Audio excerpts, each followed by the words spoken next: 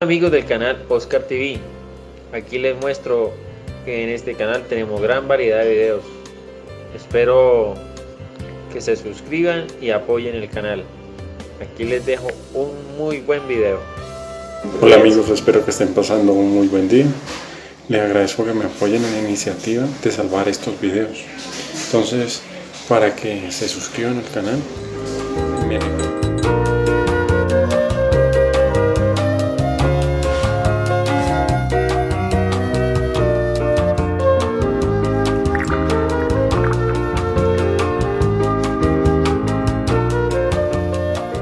Un café con Galat.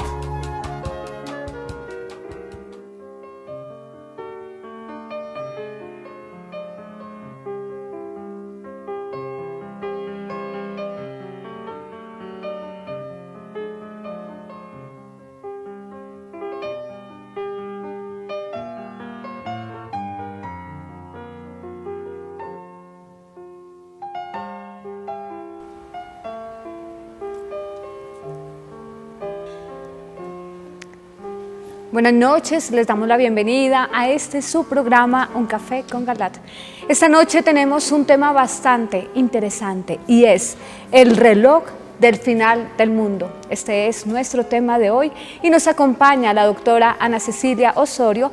Ella es decana de posgrados de la Universidad La Gran Colombia. De las páginas www.teleamiga.tv o www.nosotrostv.com.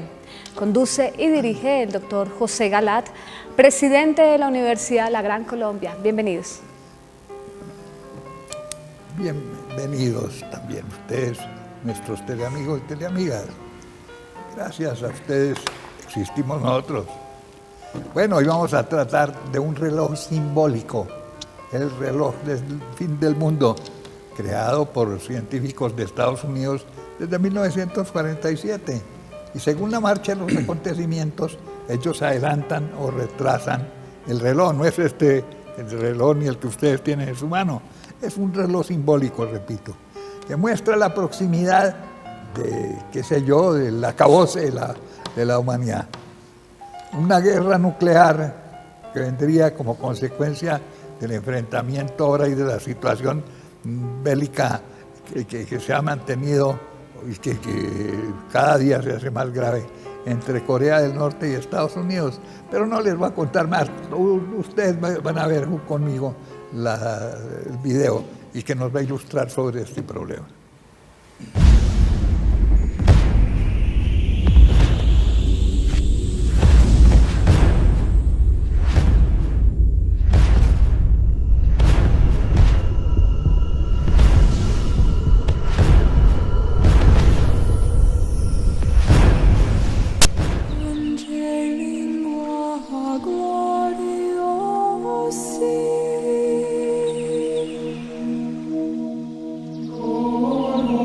El reloj del final del mundo, parte 1.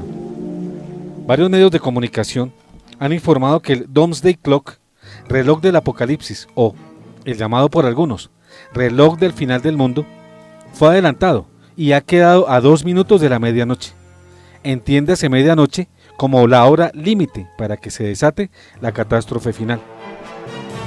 Se trata de un reloj simbólico, manejado por un grupo de científicos creado desde 1947, para señalar de manera simbólica, como ya dijimos, cuán cerca está el mundo de llegar a su acabose.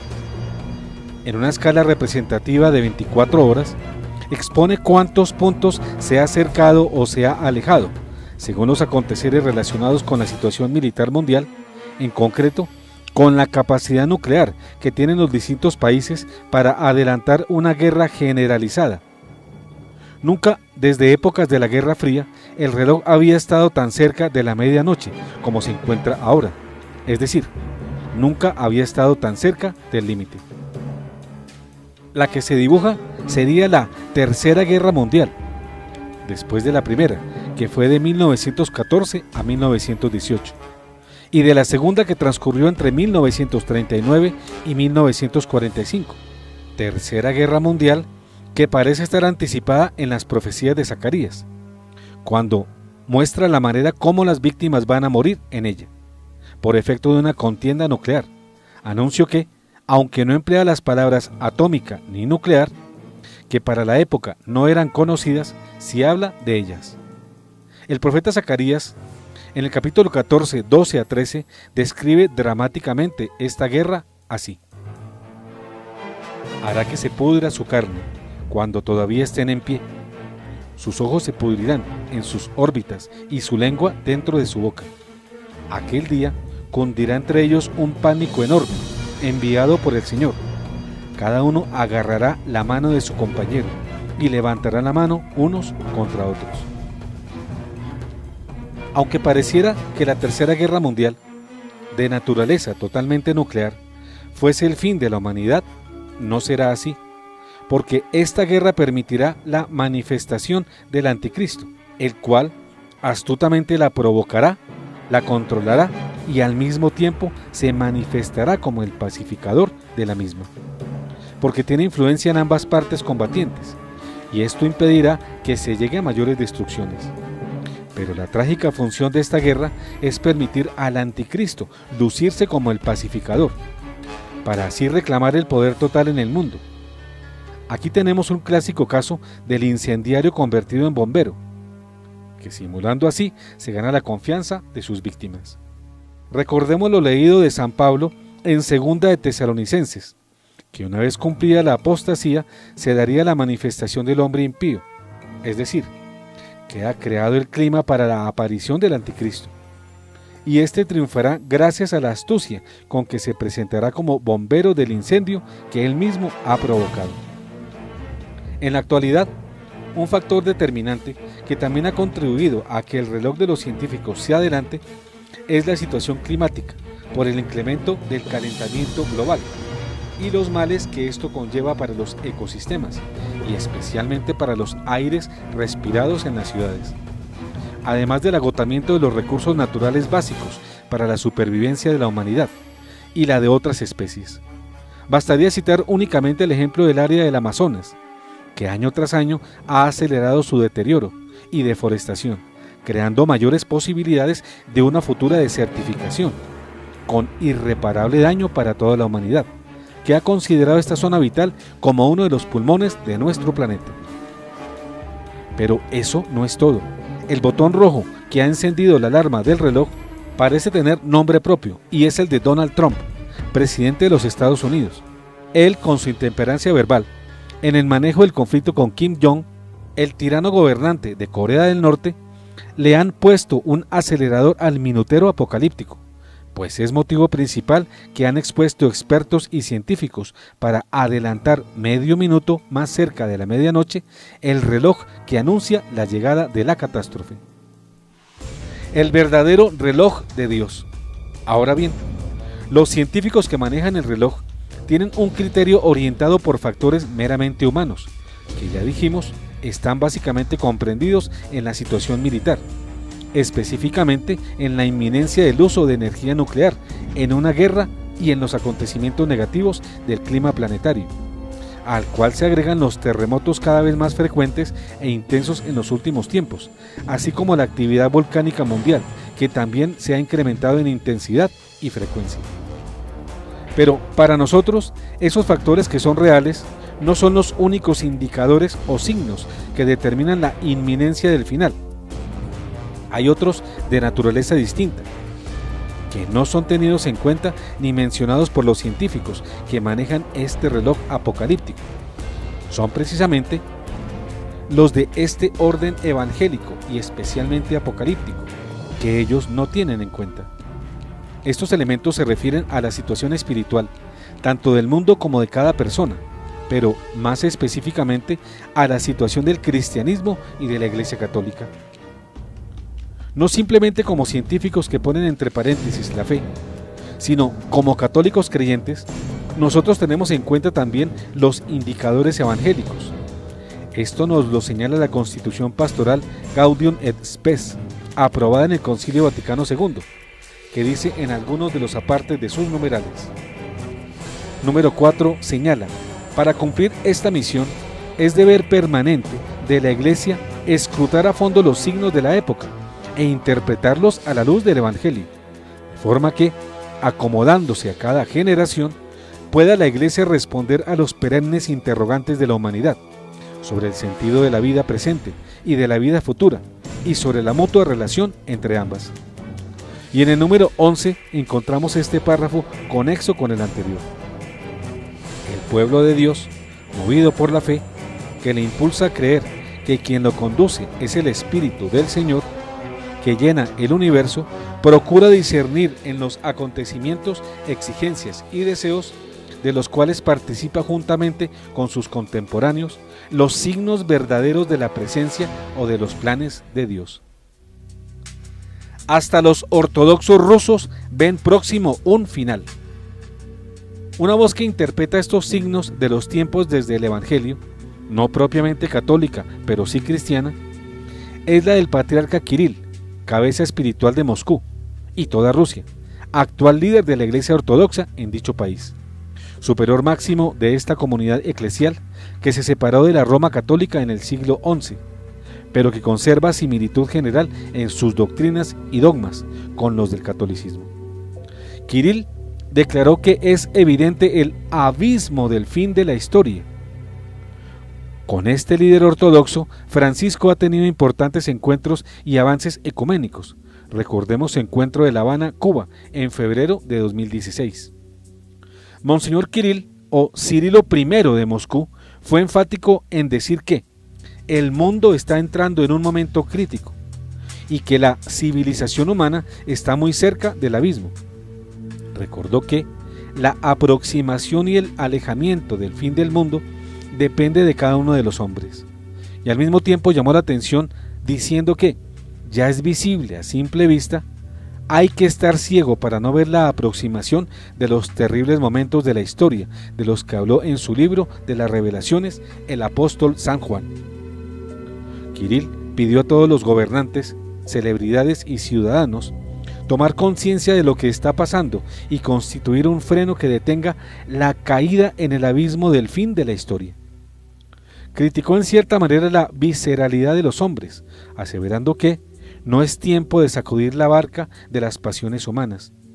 También invitó a todos a quitarse la venda y a reconocer que estamos en tiempos críticos y que es necesario unir fuerzas para poder superarlos.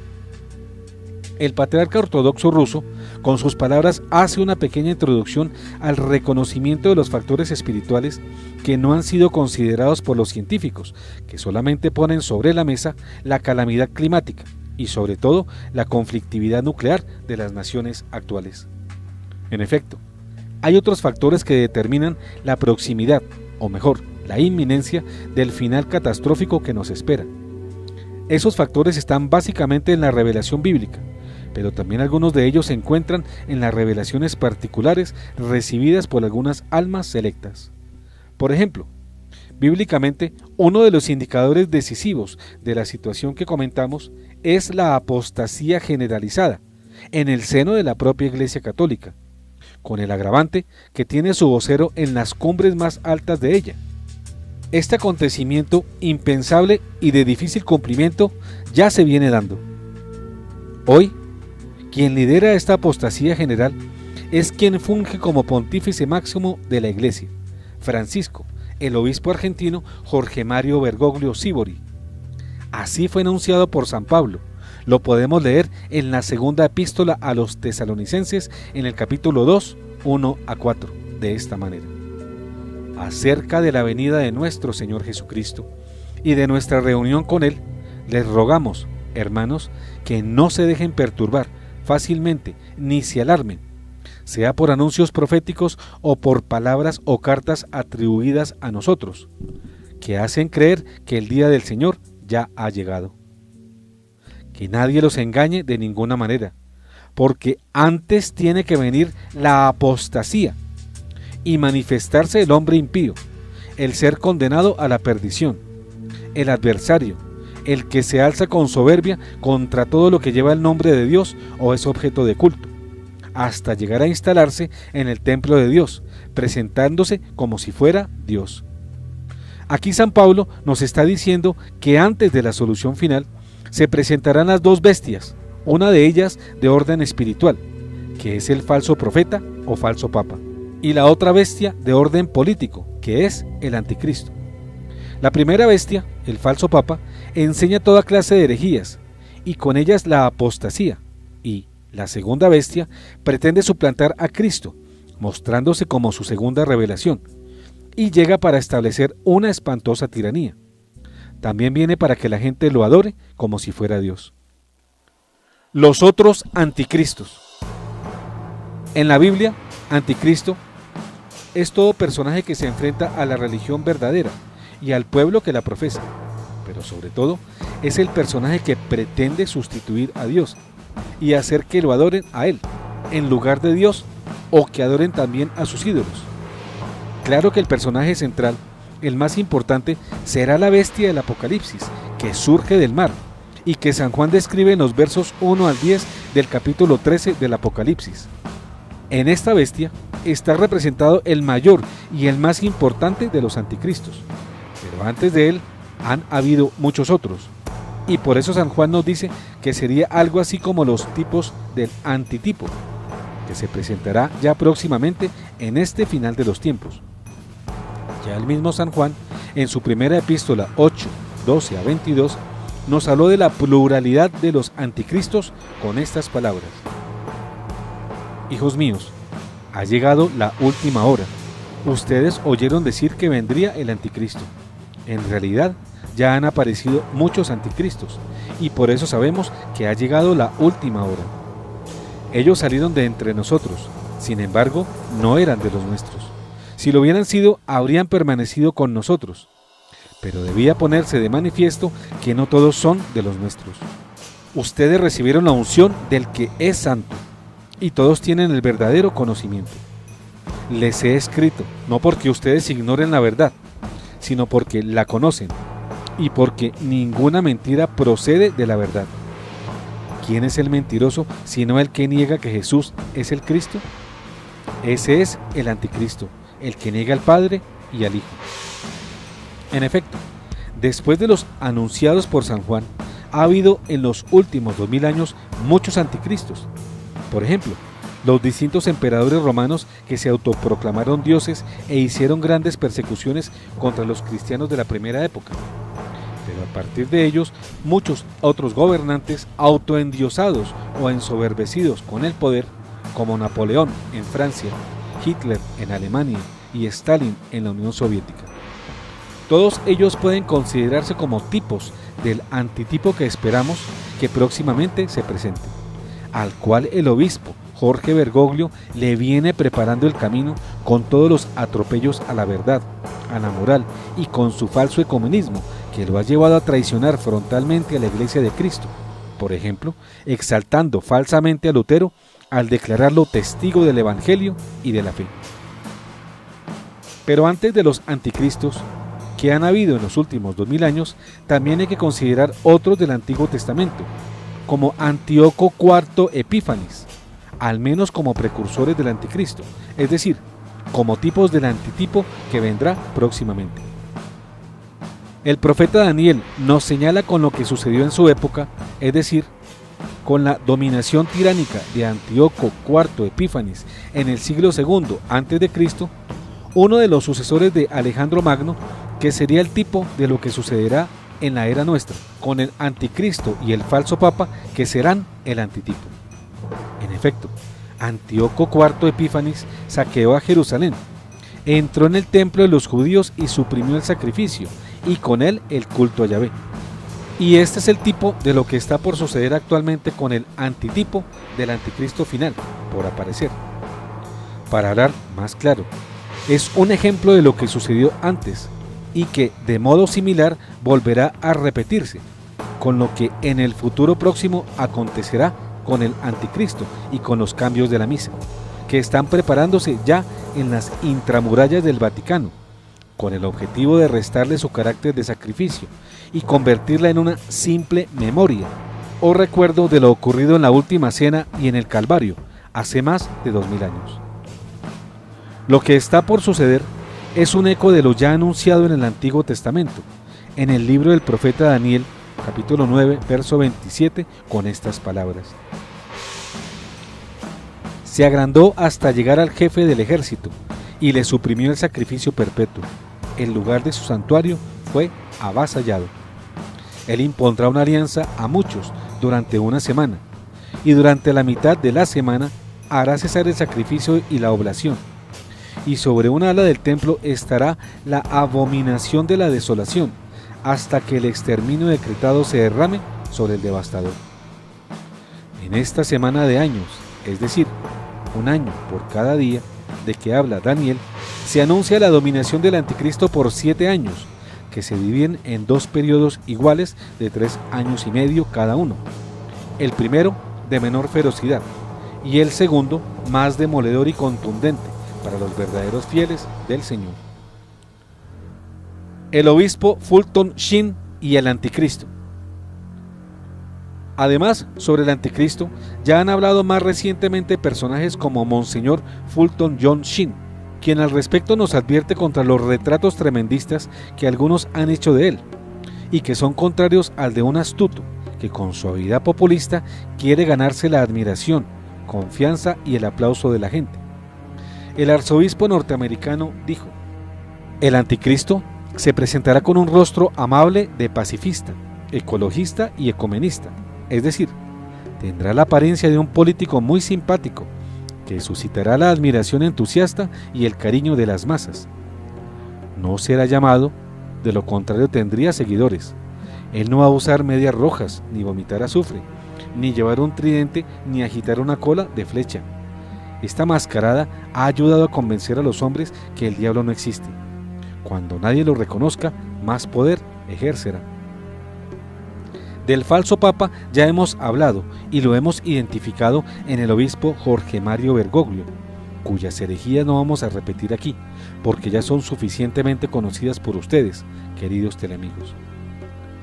De estas 2 bestias habla San Juan en el Apocalipsis, en el capítulo 13, mostrando que el anticristo surge del mar, que en concepto de los judíos encarna lo humano y lo tenebroso, y el falso papa surge de tierra firme, que en concepto también de los judíos es la seguridad de lo espiritual, y para nosotros en la iglesia, en el seno de la cual misteriosamente se ha incubado el falso profeta. Este falso profeta tiene la misión, como decimos familiarmente, de hacerle la antesala y prepararle el camino al otro, es decir, al anticristo. Es lo que desafortunadamente está haciendo Francisco con la negación de las verdades de la fe cristiana y con la destrucción sistemática de la Iglesia que viene adelantando ante el beneplácito de la mayoría. Pero resulta que el Papa verdadero está vivo, y de este dice la segunda epístola de los tesalonicenses que tiene la misión de retener la manifestación pública del anticristo, el cual se presentará solamente cuando el primero desaparezca. Es decir, Benedicto XVI, llamado bíblicamente el Catejón, tiene el privilegio concedido por Dios de retener la aparición del anticristo. Por lo tanto, mientras Benedicto XVI exista, el contrario no puede aparecer. Pero ¿qué pasará cuando el ya anciano, que es Benedicto XVI, muera? Pues que desaparece quien retiene la manifestación del anticristo, y este entonces podrá aparecer sin traba alguna. Benedicto XVI, que hemos dicho que ha sido y es el verdadero Papa, con su renuncia aparente pero no real, ha cumplido el acto martirial y muy meritorio de evitar que los cristianos desde hace unos 5 años estemos sin restricciones bajo la bota del anticristo. Con su abnegado gesto, Benedicto XVI nos ha aplazado el oprobio de ser pasto directo de la segunda bestia apocalíptica. Pero el Papa alemán ya tiene sus días contados, y cuando estos días terminen, ¿no deberá correrse aún más la aguja del reloj apocalíptico? Es claro que llegará a marcar los últimos minutos. Pero una advertencia importante debemos hacer aquí, queridos teleamigos. No se dejen despistar de la aparente amabilidad y condescendencia que Benedicto XVI guarda o tiene con el supuesto Papa Francisco, porque en la medida en que esto ocurre, mientras hay aparente entendimiento, el Catejón prolonga su existencia y con ella nos alarga los plazos en beneficio nuestro y de toda la humanidad. Nibiru o Planeta X. Otro factor que se agrega a la lista y que parece acercar dramáticamente el indicador del reloj apocalíptico al punto límite del gran final, que es independiente del factor bélico nuclear, es la identificación del cuerpo celeste detectado ya por la NASA y llamado por algunos Nibiru, Planeta X, Noveno Planeta o Eros, cuya trayectoria parece no ser de colisión de la Tierra, pero sí de cercanía peligrosa a ella, pues esta cercanía afectará nuestra capa de ozono, creando condiciones muy negativas para los habitantes del globo terráqueo, incluso pestes y otros desastres naturales de inimaginables proporciones y gravísimas consecuencias. Este cuerpo celeste causará estragos en la Tierra. ¿Acaso será el anunciado en el libro del Apocalipsis 8, 10 a 11, cuando dice: cuando el tercer ángel tocó la trompeta, un astro enorme que ardía como una antorcha cayó del cielo sobre la tercera parte de los ríos y de los manantiales? El astro se llamaba Ajenjo. La tercera parte de las aguas se convirtió en ajenjo, y murieron muchos hombres que bebieron de esas aguas, porque se habían vuelto amargas. Como ya lo dijimos, el planeta X o Nibiru probablemente no chocará contra la Tierra, pero ésta será rozada por la cola de hielo, gases y de basura estelar del mencionado cuerpo celeste.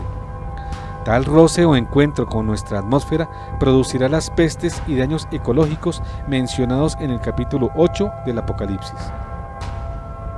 Bíblicamente se le denomina con el nombre de ajenjo, es decir, amargura, porque el efecto que va a cumplir en nuestros cambios climáticos y las consecuencias sobre las aguas y sus componentes es devastador. Prácticamente hará que desaparezca el agua potable y que las grandes masas hídricas se acidifiquen y que se vean perjudicadas varias especies, incluida la raza humana. Son varios los momentos en que se ha invitado a la humanidad a tomar las acciones pertinentes que permitan resultados para devolver la hora del reloj del fin del mundo. Pero en la mayoría de los casos lo que se ha hecho es acelerar dicho temporizador, acercándonos cada vez más a este temido momento denominado el minuto final. Hablan del final, pero ¿qué tipo de final? Para los que tienen criterio pagano es un acabose puro y simple, el término de la vida humana sobre la tierra. Pero para los hombres de fe, que creen en el capítulo 20 del Apocalipsis, después de la hecatombe próxima no vendrá el fin del mundo, sino el fin de una gran época, que se inició hace 2000 años, denominada los últimos tiempos. Estamos pues en el final de los últimos tiempos, y después de ello vendrá el famoso milenio, en que Cristo nuestro Señor constituirá una vida nueva y hermosa con las personas que le hayan sido fieles y que quedaron con vida después de la hecatombe anunciada por los científicos con su reloj del final. Esto último nos lo dice, por ejemplo, el libro de Malaquías en el capítulo 3, versos 19 a 20, de esta manera: porque llega el día abrasador como un horno. Todos los arrogantes y los que hacen el mal serán como paja. El día que llega los consumirá, dice el Señor de los ejércitos, hasta no dejarles raíz ni rama. Pero para ustedes, los que temen mi nombre, brillará el sol de justicia que trae la salud en sus rayos, y saldrán brincando como terneros bien alimentados. Por su parte, el profeta Zacarías, en el capítulo 13, versos 8 a 9, fija esa proporción de los fieles que permanecerán vivos, en una de cada 3 personas, con las cuales se reconstruirá el reino milenario. Estas son las palabras del profeta Zacarías. Entonces, en todo el país, oráculo del Señor, 2/3 serán exterminados, perecerán, y solo 1/3 quedará en él. Yo haré pasar ese tercio por el fuego, y los purificaré como se purifica la plata, los probaré como se prueba el oro. Él invocará mi nombre y yo lo escucharé. Yo diré: este es mi pueblo, y él dirá: el Señor es mi Dios.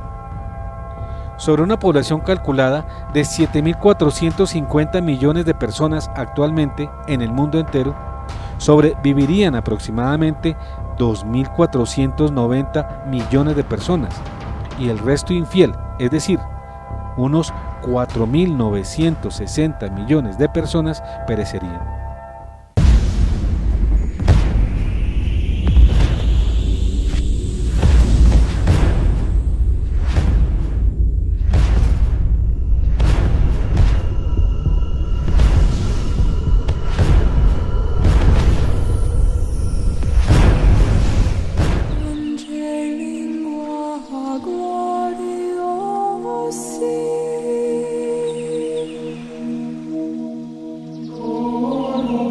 El reloj del final del mundo. Fin, parte 1.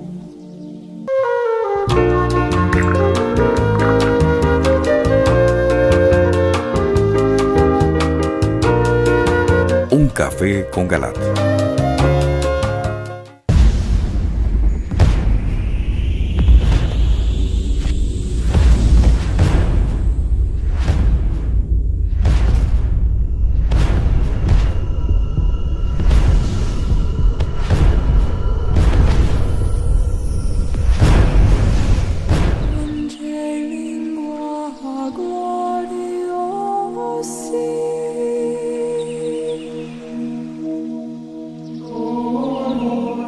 El reloj del final del mundo. Parte 2. Obispos alemanes apoyan el aborto. Y hablando de otros signos, en este caso espirituales, que corren aún más la aguja del reloj apocalíptico y la aproximan más a su final, mencionemos cómo las consecuencias del error son la aparición de más errores. Y para hablar claro, en este caso, de más horrores. En efecto, después de haber visto en un programa anterior cómo el obispo Bergoglio, quien funge como papa de la iglesia actual, condecoró a dos mujeres reconocidas a nivel mundial por sus campañas abortistas.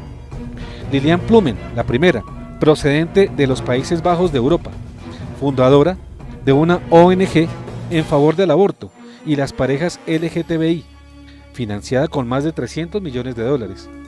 La otra abortista disque célebre es la italiana Emma Bonino, fundadora del Centro de Información sobre la Esterilización y el Aborto, y promotora de la legalización de este abominable crimen por parte del Estado de Italia, abortista ella misma. A ambas abortistas el obispo Bergoglio felicitó públicamente por la labor que han hecho, incluso a una de ellas, a la exministra Lilian Plumen, la condecoró con la Orden Ecuestre Pontificia de San Gregorio Magno. Ahora los obispos alemanes, bajo las órdenes del presidente de la conferencia episcopal de ese país, cardenal Reinhard Marx, han entrado en amistad y comunión con la organización Donum Vitae, una institución que aplica metodologías y asesorías a jóvenes embarazadas, teniendo como consecuencia el aborto practicado por muchas de ellas. Hace 2 décadas, el Papa Juan Pablo II condenó las metodologías de organizaciones como Donum Vitae y prohibió a los obispos alemanes brindar apoyo a organizaciones de este tipo. En ese momento, todos los prelados de la nación alemana obedecieron y se distanciaron de cuanta vinculación tuviese que ver directa o indirectamente con estas organizaciones. Pero ahora, el jefe del Colegio de Prelados Germanos, para que ustedes entiendan, el jefe de los obispos alemanes, Monseñor Reinhard Marx, ha decidido hacer amistad pública con la organización proaborto Donum Vitae y con los asesores que a ella pertenecen. Esto en perfecta concordancia con su homólogo, el arzobispo de Berlín, Monseñor Heiner Koch, quien promueve un programa de educación sexual que anima a menores de edad a fornicar, a tomar anticonceptivos y a abortar.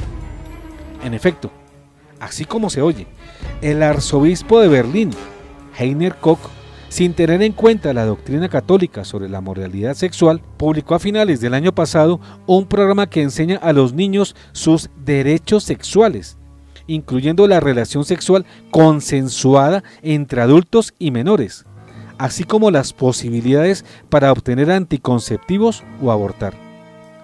El programa también busca eliminar los tabúes, los prejuicios y los estereotipos con respecto a las diversas formas de desviación sexual, incluida la conducta homosexual y la masturbación, tratando dichos impulsos como parte de la identidad de una persona.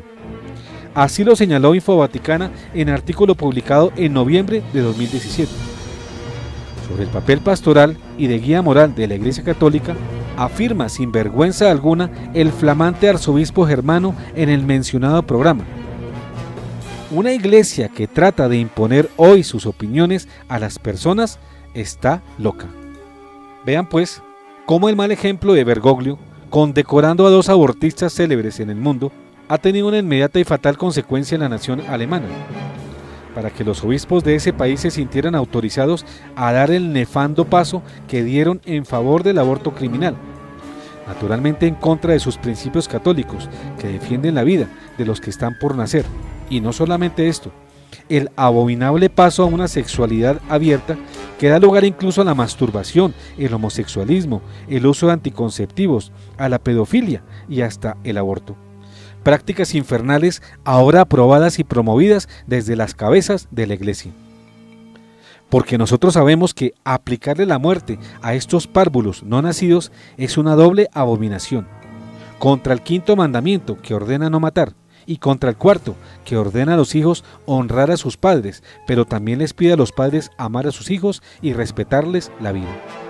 Con San Juan Pablo II, la Iglesia Católica se ha constituido en la gran campeona de la tutela de la defensa de los niños en los vientres maternos, en cumplimiento de esos 2 mandamientos que hemos citado. Pero ahora, por desgracia de Bergoglio, parece que han quedado sin efecto, y la que era campeona de la vida comienza a transformarse en campeona de la muerte, en perjuicio de los niños que se gestan en los vientres maternos.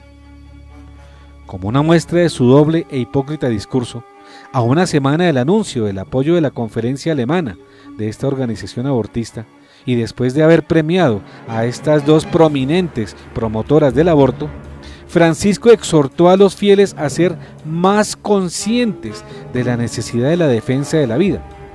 Así lo señaló en el Ángelus el 4 de febrero de 2018. Si esta postura fuera cierta, no exaltaría ni premiaría a prominentes figuras promotoras del aborto, y de seguro corregiría a los obispos alemanes en su giro inadmisible de apoyo al aborto. Queridos teleamigos, ¿ustedes creen que Francisco corregirá a los obispos alemanes en este punto tan grave? Nosotros estamos casi seguros que no lo hará. Esta situación desgraciada que empieza en Alemania a tomar parte y cuerpo tiene que alertarnos sobre la falta de idoneidad del mandamás de la Iglesia de Cristo, Francisco, y lo muestra como un usurpador y un exterminador de ovejas, mas no como un buen pastor del rebaño.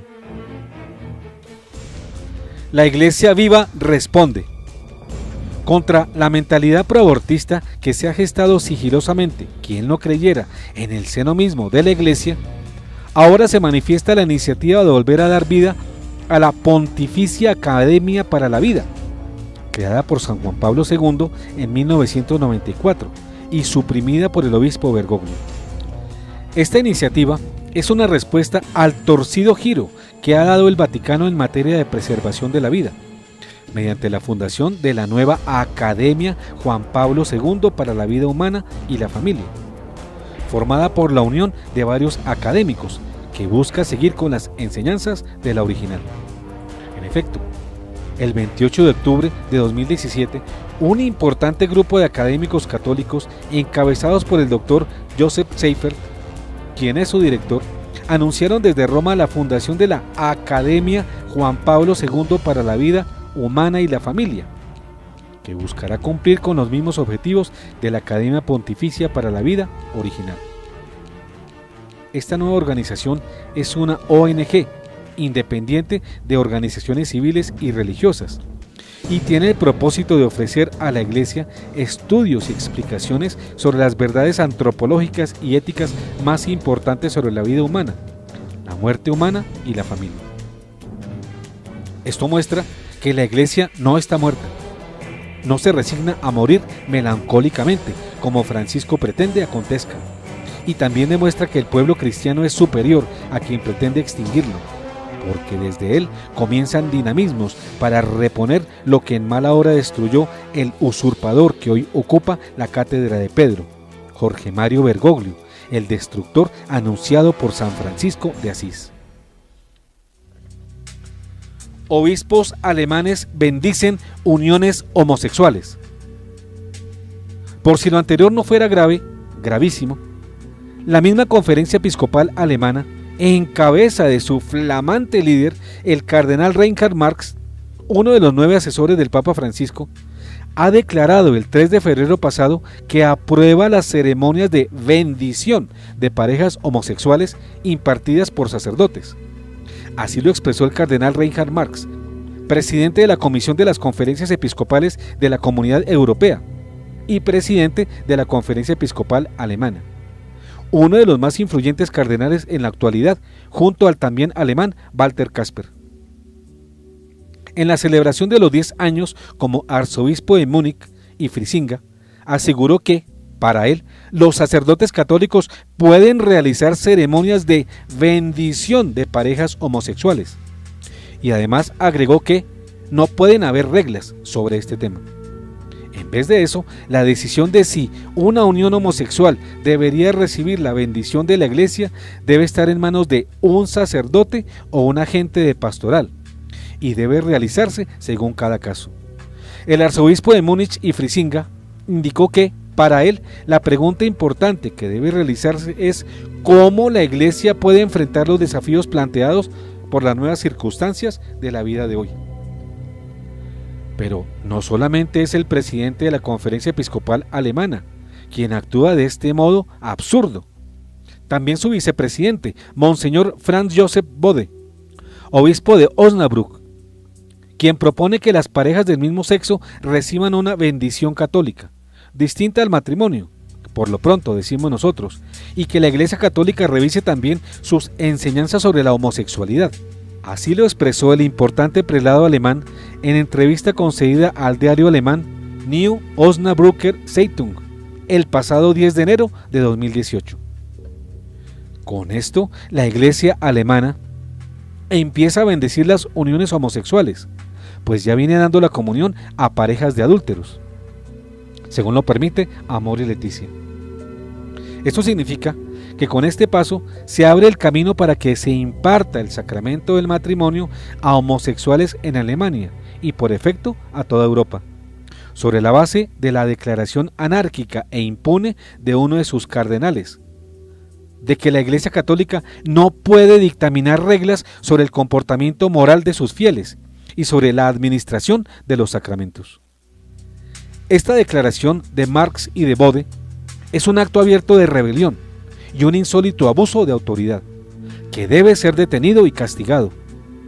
Pero es que quien debería hacerlo es Francisco, y él mismo es el impulsador de este esperpento, pues según sus propias palabras, él no es nadie para juzgar a los homosexuales, mismos que ahora quieren seguirlo siendo, quieren casarse y hasta adoptar niños.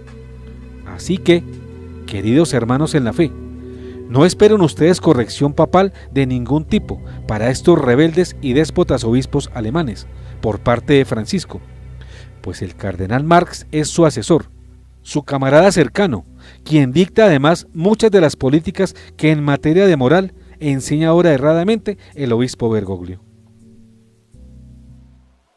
Obispos colombianos, ¿bendecirán uniones homosexuales? Respetados señores obispos de la Conferencia Episcopal de Colombia, señor presidente, Monseñor Óscar Urbina Ortega, señor vicepresidente, Monseñor Ricardo Tobón Restrepo, señor secretario general, Monseñor Elkin Fernando Álvarez Botero.